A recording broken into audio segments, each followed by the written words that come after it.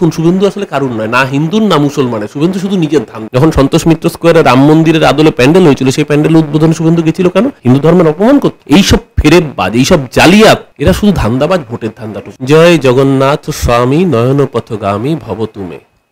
প্রভু জগন্নাথের কেউ যদি আরাধনা করতে চায়, কেউ যদি আবাহন করতে চায়, তাতে যাদের গাত্রদাহ হবে, বুঝতে হবে তারা আসলে হিন্দু ধর্মের লোক নয়। বুঝতে হবে আসলে তারা কোনো ধর্মেরই লোক নয়, তারা শুধু ধান্দাবাজ এবং তারা শুধু রাজনীতির কথা বলেন, যেমন শুভেন্দু অধিকারী। মমতা ব্যানার্জি পুরীর মন্দিরের আদলে যখন দীঘাতে এত সুন্দর মন্দির তৈরি করছেন, যা সারা রাজ্যের মানুষকে আনন্দিত করেছে, সেই সময় যার গাত্রদাহ হচ্ছে তার নাম শুভেন্দু অধিকারী। তাহলে বুঝে দেখুন, শুভেন্দু আসলে কারুর নয়, না হিন্দুর না মুসলমানের। শুভেন্দু শুধু নিজের ধান্দা। শুভেন্দু এমনকি বিজেপিরও নয়।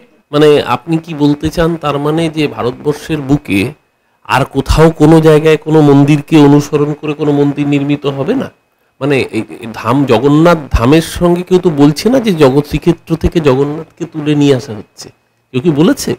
বলেছে জগন্নাথ দেবকে যেরকম ওখানে মানুষ যান, সব মানুষের পক্ষে সবসময় পুরী যাওয়া সম্ভব হয় না। তাহলে সেই মানুষ তারাও যাতে পুরীর ফ্লেভারটা পায়, তার আসলে শুভেন্দুর গাত্রদাহটা কোথায় হচ্ছে? তাহলে তো আজকে বলতে হয় এই যে নতুন করে রাম মন্দির নির্মাণ হলো, তাহলে যখন কলকাতার বুকে দুর্গাপুজো হচ্ছিল, সেই সময় সন্তোষ মিত্র স্কোয়ারে গত বছর রাম মন্দির উদ্বোধনের আগে যখন রাম মন্দির তৈরি করা হয়েছিল দুর্গাপুজোর প্যান্ডেল হিসেবে, সেই পুজোর উদ্বোধনে শুভেন্দু গেছিল কেন?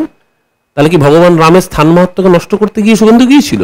যে অযোধ্যার বুকে পবিত্র রাম জন্মভূমি অযোধ্যা, সেই অযোধ্যা রাম মন্দির তৈরি হওয়ার আগে কলকাতার বুকে দুর্গাপুজো করে রাম মন্দিরের দেখানো, তার কারণ সামনে 2024-এর লোকসভা ভোট ছিল। তাহলে সেদিনকে রাম মন্দিরের মানে প্যান্ডেল, কোট আনকোট প্যান্ডেল, দুর্গাপুজোর প্যান্ডেল 2023-এ যখন সন্তোষ মিত্র স্কোয়ারে রাম মন্দিরের আদলে প্যান্ডেল হয়েছিল, সেই প্যান্ডেল উদ্বোধনে শুভেন্দু গেছিল কেন? হিন্দু ধর্মের অপমান করতে।